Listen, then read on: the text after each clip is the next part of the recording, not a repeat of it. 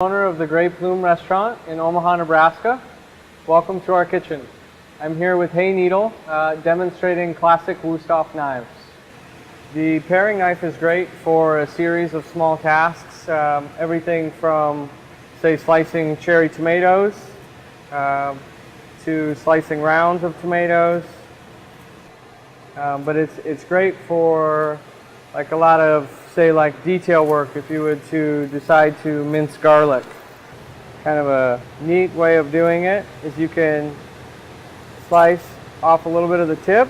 You can slice off the heel or the stem end.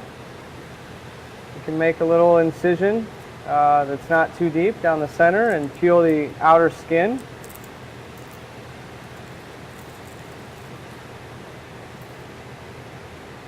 Then what's kind of fun about mincing garlic is you can do it the traditional way with a much larger chef's knife and kind of, work it in a series of different angles. Or you can take like a smaller knife, like a paring knife, or we can do it with a utility knife also, and kind of do it a little more precisely. So you would take the clove, cut it in half, lay it on its face, and then we're going to leave just like a 1/8 of an inch in the back that we don't slice, and you're going to make a series of cuts that go top to bottom all the way through the clove. We left just like an 1/8 inch just to give us like a little handle. So we went all the way through that way. We're going to make a few cuts from bottom to top, working that way. And then essentially you have a series of cuts both lengthwise and width, and then you can go back through and dice, and everything's nice and minced. What's great in cutting garlic this way is that rather than like placing it on a cutting board and just chopping it like kind of haphazardly, so to speak, is it allows you to keep a lot of the oils in the garlic and they don't soak into the cutting board. So we like to use the utility knife for things like potatoes as well as garlic. We like to kind of pair the knife with the size of project that we're working on. So something like this is great, whether you're cutting potatoes for sautéing or blanching, whether you go back through and you decide to, say, cut slices of potatoes, and then you'll go back through and dice them for, say, hash browns or something like that. We would call this cut in the culinary world a small dice. It's a 1/4 inch by 1/4 inch.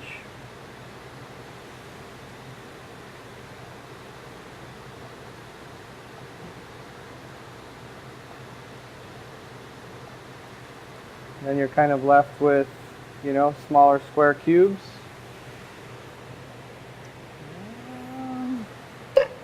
Something else a little knife like this is very good for is when it comes to herbs like sage and parsley and basil. We call this like a chiffonade, where you cut very fine ribbons of like small herbs. So what's neat about something like this is you can take your leaves, whether this is white sage, but you can do it with basil leaves, you can do it with spinach, you can do it with fresh parsley. Kind of take your leaves, stack them on top of each other. If you just put a little bit of pressure, and you use kind of like the front half of the knife, it allows you to just kind of rock back and forth, and then you're able to do very kind of like small detailed knife work. And this is great for finishing fish or finishing chicken or something like that. So I think a great investment is a bread knife for both professional and home cooks. It's kind of a once a lifetime investment. What's great about it is that it has the serrated edges, and so it'll stay sharp for a very long time. But I would highly recommend using a bread knife slicing baguettes or loaf breads or anything that has like a nice hard crust, as opposed to using a chef's knife, just because what's so nice about using a bread knife is you're able to let the knife do the work. and you're able to slice the bread without having to apply a lot of pressure. Whereas if you use like a traditional chef's knife, you have to put a lot of weight on the bread in order to move your knife through it. So something like this is great because it allows you to go through, in this case, the baguette kind of effortlessly. I think my favorite knife in both this series as well as kind of all time is a slicer. I feel like it's a great knife that can be used like as a larger utility knife, but it also allows you to do a lot of the fine detail work that you need a larger knife for that you don't necessarily want to use a chef's knife for. So it works great for something as simple as like slicing nice rounds of larger tomatoes, because you have the ability to use a little bit larger blade as opposed to like a small utility. But then what's nice is that it's not like so large or large in length that you can't go back through, and you can also use the same knife to small dice for something that's as fragile as like a tomato, and it allows it to keep its shape without like bruising the fruit or the vegetable. So I enjoy it for that aspect. And then for something like slicing a pepper, it's great because you have this kind of like fine point tip, allows you to do the detail work of, say, removing seeds or this kind of core.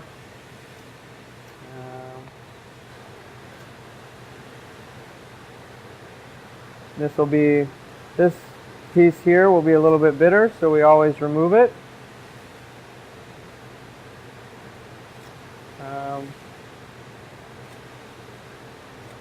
But it allows you the flexibility to both take your time and make nice fine slices, like a fine julienne, or you can use it as like a quasi chef's knife and dice with it like so. Something else like a large utility knife or a slicer is great for is the ability to slice like both clean raw meats, but as well as slice cured meats. We do all of our own charcuterie in house, so this is an herbe de Provence salami, but it's great. It allows you the flexibility to slice through, but the blade is also thin enough that it allows you to do some kind of fine point detail work and to get things pretty paper thin, which is how we prefer to serve it. So doing something like this with like a chef's knife is certainly feasible, but it's a lot easier with with the right tool, with something a little bit smaller. So the last one in our series, where like I feel like a great utility knife is almost like a home enthusiast chef's knife. This is something, the chef's knife is what we use greatly in the restaurant. It's kind of our go-to tool, something that we use very regularly. And we use it for a number of things. You can use it to do all of the things that we've done previously, like the small detail work, but you can also use it for a lot of larger items, like we would use it to, say, cut zucchini, if we were to like do some slices. And it allows you to kind of come through. You got to do it kind of effortlessly. It's got a nice weight to it, so it pushes the weight of the knife through the vegetable so that you don't have to apply a lot of pressure. Something else that is great for a chef's knife is mincing an onion. So how we do it at the restaurant is you would cut it top to tail, lay it on its face. You remove kind of the top end as well as the bottom.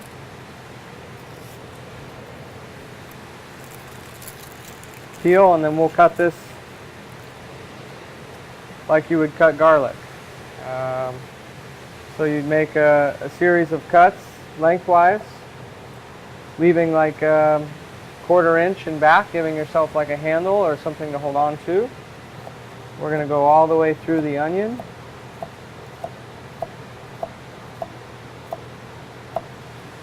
We're going to make that same cut, but we're going to work top or bottom to top of the onion from the front to the back. And as you do it, if you place your hand palm down with your fingers up, in the event that the knife ever slips, it won't hit your fingertips. So you kind of hold it nice and firm on the board and just push through. If your knife is nice and sharp, you shouldn't have to put a lot of effort into making those cuts. Then what's nice is you can go back and just dice it. Of the Grey Plume restaurant in Omaha, Nebraska. Welcome to our kitchen. I'm here with Hay Needle demonstrating classic Wusthof knives. The paring knife is great for a series of small tasks, everything from, say, slicing cherry tomatoes to slicing rounds of tomatoes. But it's great for like a lot of, say, like detail work if you would to decide to mince garlic. Kind of a neat way of doing it is you can slice off a little bit of the tip. You can slice off the heel or the stem end. You can make a little incision that's not too deep down the center and peel the outer skin.